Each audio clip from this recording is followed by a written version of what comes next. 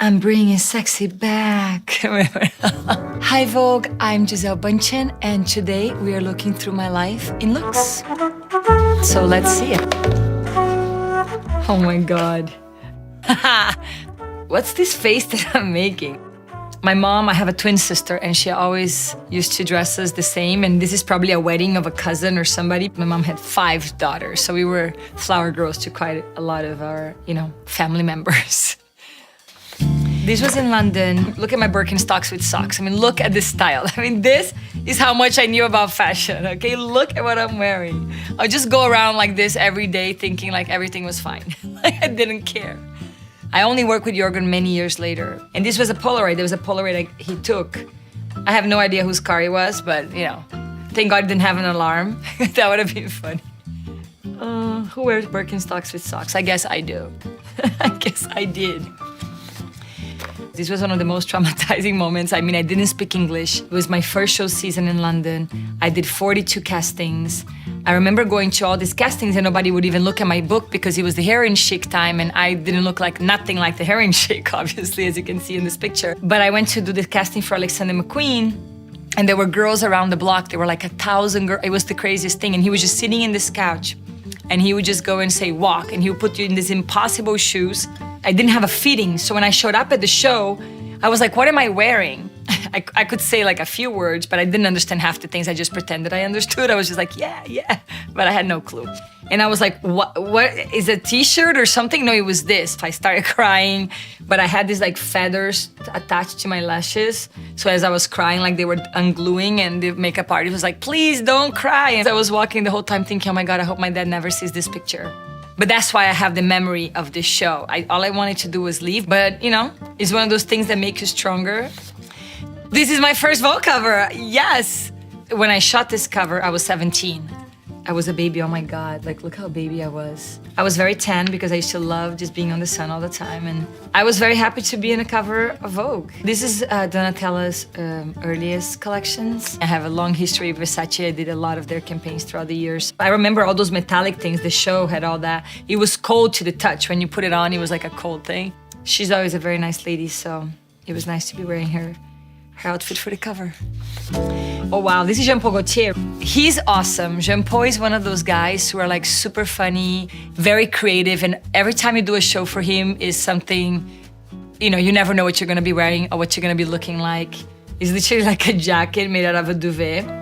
It was always fun to walk in his shows because he's just a very nice guy and very talented. I think that's pretty cool. This was McQueen. I mean, I think part of modeling that I've always enjoyed was the ability to completely transform. And when you worked with him, you always had that opportunity. I mean, when you see this outfit, you know that you're not gonna be you. You know you're gonna be embodying something different. Because I definitely don't walk around like that. Imagine if like, hey, honey, I'm home. I don't think so. This was a cover with Kate, Iman, Lauren Hutton, myself. I was 19. Very special to be there with those beautiful ladies. It was like the times of each year, like I think, so I was considered the face of the 2000s and then Kate was the 90s and I felt very, very honored and grateful to be surrounded by those incredible women. Oh my gosh, this was funny, okay? So this was the model of the year. I was in the Vogue cover, the next Vogue cover, and it came out like a week before that it was gonna be announced, so everyone knew I was gonna be the winner, so it was so funny. And then I arrived there and I was with my Birkenstocks, so I showed up and Anna was like, Gisele, what is she wearing to receive her awards? And I'm like, this. And she was like, I think Grace wants to see you in the dressing room. I think you should go. So she gave me that Dolce & Gabbana outfit. And I love Domenico and Stefano. I mean, they're one of the biggest supporters of my career. I've done Dolce & Gabbana campaigns for I don't know how many years. Actually, today, thank you, Anna. Thank you, Grace, for giving me this beautiful outfit because if I would have seen myself in my dirty jeans, I probably would have not been happy.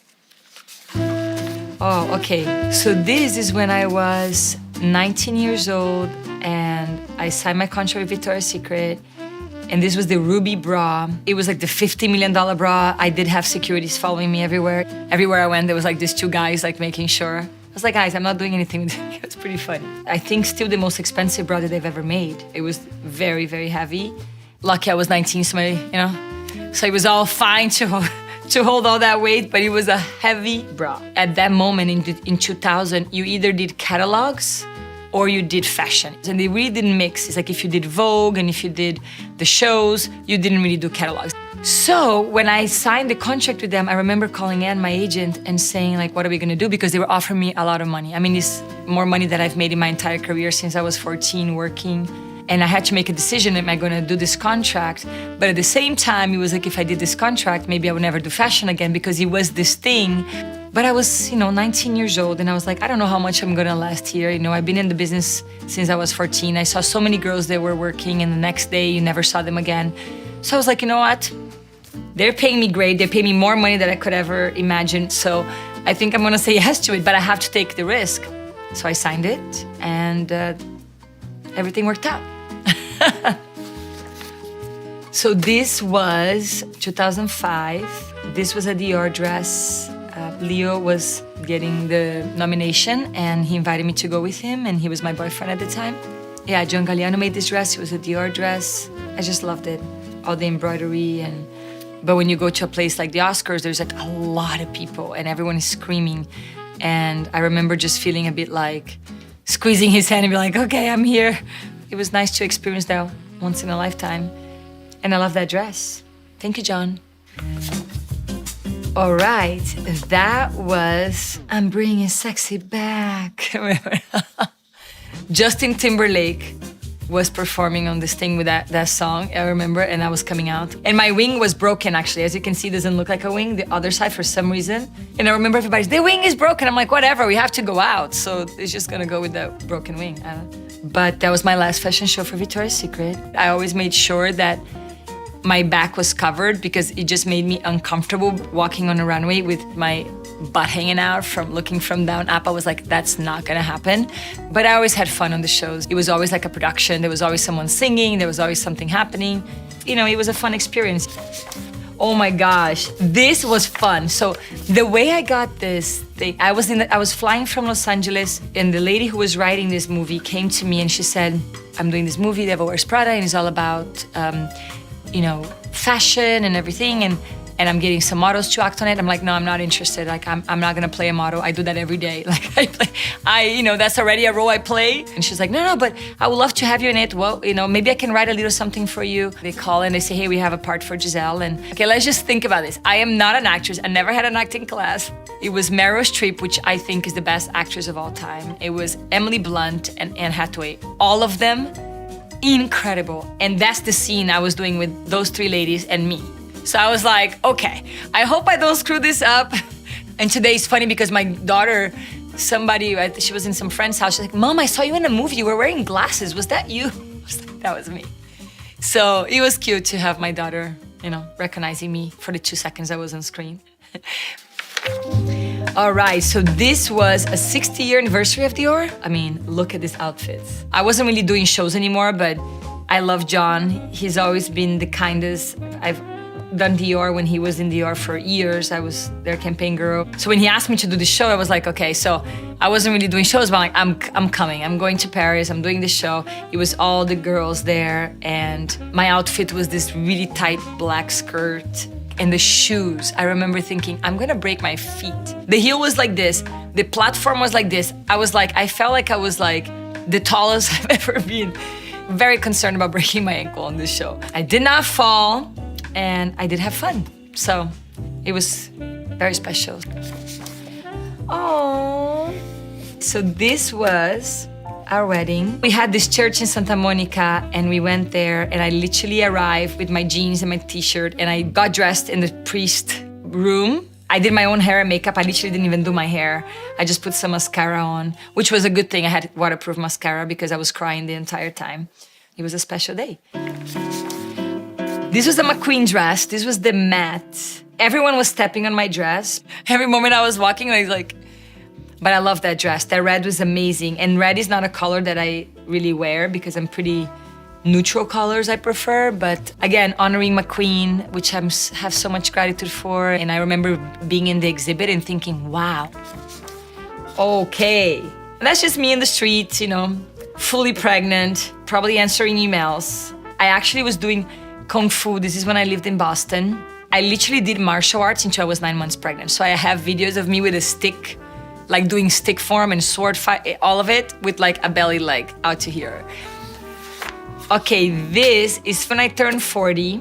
Brazil Vogue made a homage for my 40 years, and this was the cover for it. And Inez and Vanu shot it in New York. They felt that they were the best way to celebrate 40 years old was like how you come into the world, and I say, let's go. And I think it's very artistic too, because you don't see, it feels very like a sculpture, kind of. I think that was the idea, to be kind of like a statue.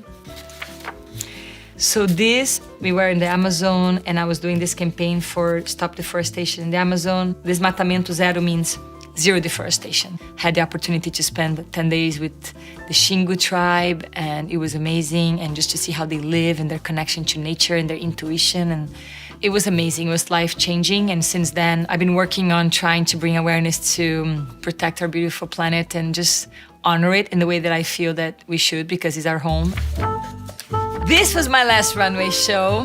This was a Alexander Harkovich dress. The idea was because he was girl from Ipanema, Rio is the ocean and everything. And that was the longest runway of my life, I'm telling you. It was like, I didn't see the end of it. And I remember it was like so much high security. I just felt like, wow, like, I don't know if I want to walk in front of 80,000 people. And you get so nervous. I mean, it's like, there's nobody else. It's like one spotlight on you and nothing else is happening. So it was a little pressure. But I pray and I went, and it all worked out. This was a Versace campaign. Steven, he's amazing. I think Steven was the photographer who taught me how to model. But we worked together so much. I mean, we've done so many Vogues together, and he was my photographer that shot my first Vogue cover. He just helped me understood like that the picture was about really becoming a character, and having the opportunity to work with him so much throughout the whole end of the 90s and the 2000s, and it's been an incredible school for me. This is in Montana, and my daughter, she's so funny. I've been practicing yoga and meditation and all that since my early 20s. And my kids have always been kind of in and out of it. Like, sometimes I'm sitting in meditation and one of them will come and sit in my lap and just sit there with me for like 10 minutes. And it's the same thing with yoga. Sometimes I'm just outside, like doing my moving meditation, which is what I call when I do asanas. And this was one of those moments where she was just sitting there outside the deck, and Vivi just came and she decided to practice yoga with mommy. She does that a lot. I hope when she grows up and becomes a teenager, she would want to do everything with me, because I love her.